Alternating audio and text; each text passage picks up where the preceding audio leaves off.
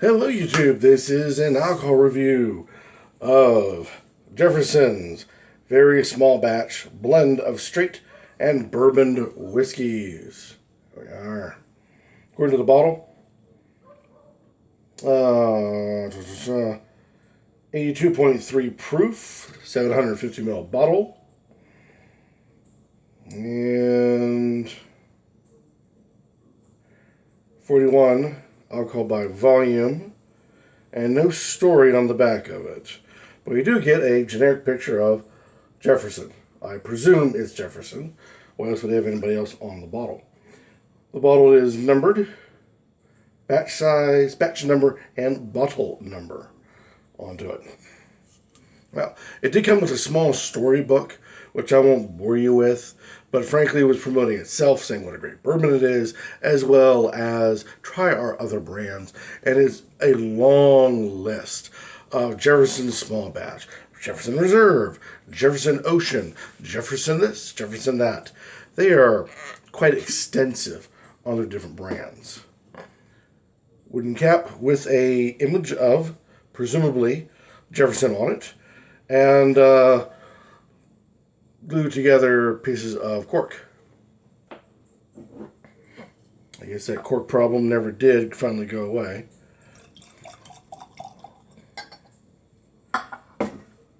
So, though not very many critters around the tower, I still got to make sure it's all nice and sealed up. Fate knocks things over, as it were. And as you can tell, I'm in the tower right now. Look at the date of the video.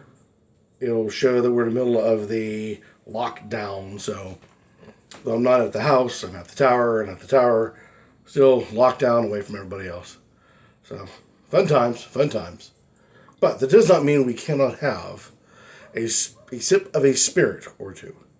Here with my Irish glass, my Irish sipper, we have a nice yellow, but it's a caramel with tinges of yellow through it.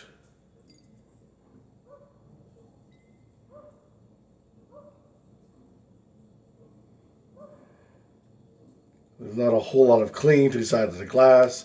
Thus, there's not a whole lot of running, legs or tearing or whatever else you want to call it.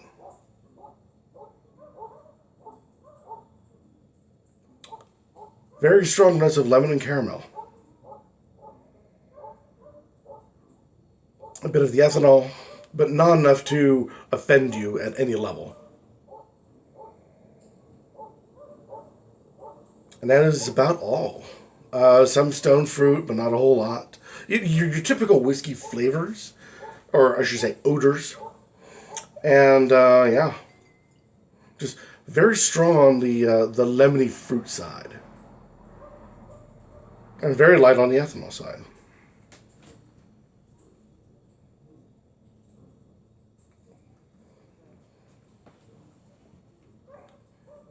Which sort of changes direction on the palate. I get plenty of the lemon, the caramel, vanilla, some stone fruit tossed in there. But that burn that didn't come out very strong in the nose comes out in the palate.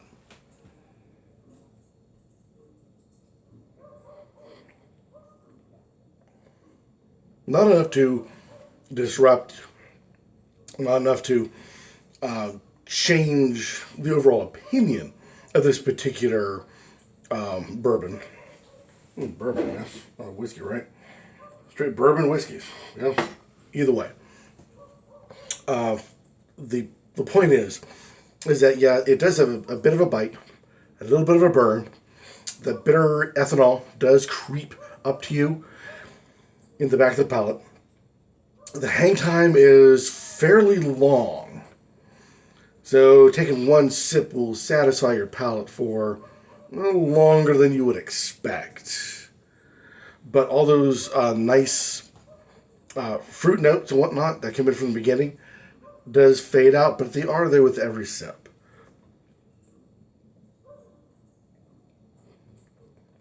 Making it nice, but at the same time, It's a little heavy.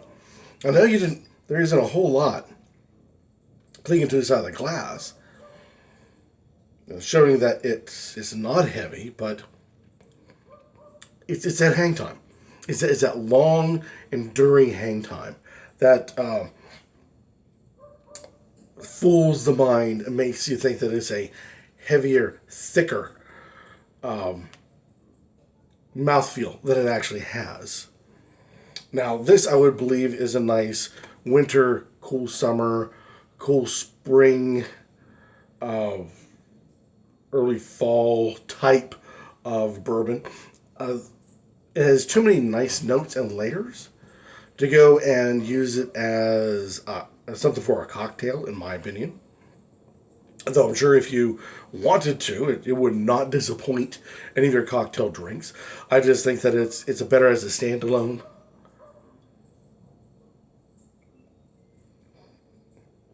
Yeah, definitely as a standalone sipper to settle in for the rest of the night. As for a hot summer's night, I think it's a little too. It's that extended long hang time, giving you that false thought of heavy mouthfeel. Takes it off my list as something you would want in the middle of summer, especially in the middle of a hot summer. I cannot see sitting there in the middle of, say, and watching the Arizona night sky, sipping on this stuff and going, "Oh, this is not bad." It would be on your palate like a brick. But then again, I can't imagine being up in, say, Minnesota, watching the snow come down, and having a sip of this, and thinking it's going to satisfy your palate, because it is heavy, but it's not heavy enough. It's a nice, cool fall, cool spring, a cool evening where you need something like a light flannel would do very well for a scenario in which this type of bourbon would go great. Now, the funny thing is, there is a Jefferson's Ocean. I want to bring this up real quick. My flatmate, my tower mate, my flatmate, my roommate, has a bottle of Jefferson's Ocean, and we compared the two side by side. And as you get a nose, a snot full of this, after you get a good snot full of the Oceans, and this will burn the hair out of your nose. The alcohol is so high and so intolerant that it will burn your palate. Very bitey, very strong. The smell, very strong, very offensive when you compare it to the Oceans. Now, truth be told, the Oceans is one of my absolute favorite whiskey bourbons out there on the market. Outlandishly expensive by my blue collar wallet can handle, but still absolutely fantastic. And compared side by side, I have to get this bottle of Jefferson's because it was discounted pretty heavily for some bizarre reason at my local liquor store. So in comparing the two, the Oceans just made this taste like cheap bottom rung, where did you find this garbage type of bourbon. So just giving you the thought that my roommate and I concluded with when we compared the two. Well, any comments about this particular product down below will be warmly accepted. This is Jefferson's Bourbon Whiskey, small batch. Instead of writing down below, buy it, try it, make a video of yourself on the YouTube, since we're all locked down at this point in time. And let us, the rest of us in the YouTube spirits community, know your thoughts about Jefferson's small batch. And until next time, stay healthy and keep on drinking.